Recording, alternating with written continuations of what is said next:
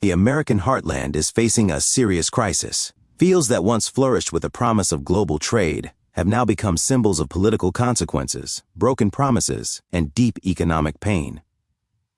In a dramatic shift, U.S. agricultural exports to China, once one of its biggest customers, have dropped by an astonishing 94%.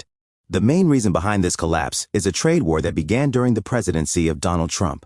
At the time, the administration said that tariffs on Chinese goods were a form of tough love, meant to make trade fairer and protect American industries. But for farmers in the Midwest and the South, those tariffs brought something much worse: China's retaliation.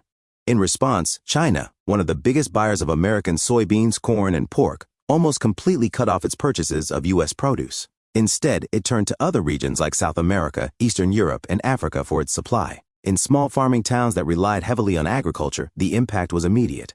Storage silos started overflowing with crops that no one was buying. Prices crashed. Farmers who had borrowed money to buy new equipment or plant their fields suddenly found they couldn't make their loan payments. Trade negotiations stopped, and while the government offered bailout money, it wasn't nearly enough to cover the tens of billions in losses from canceled Chinese contracts. The pain wasn't just about money, it was about tradition. Young people started leaving farms that had been in their families for generations. Some farming families were forced to give up land that had been passed down for more than 100 years. Meanwhile, China didn't just stop buying from the U.S., it made a big move to make sure it never had to rely on American food again.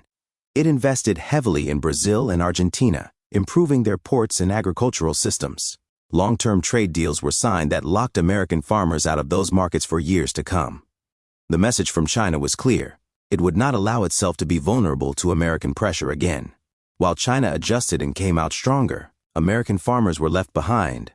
The trust that had helped the U.S. dominate global agriculture for so long was broken.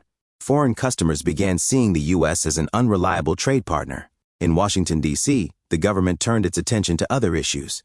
The effort to rebuild ties with China faded as new leaders came into office.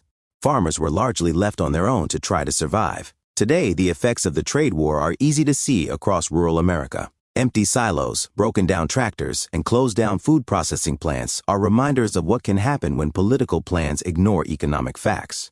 The strong language about winning trade wars quickly faded into the hard reality of losing trust around the world.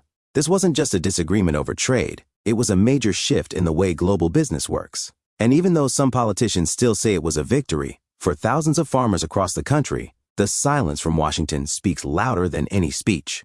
Make sure to like this video and subscribe to our channel. Don't forget to hit the notification bell so you never miss an update. Thanks for watching, and we'll see you in the next video.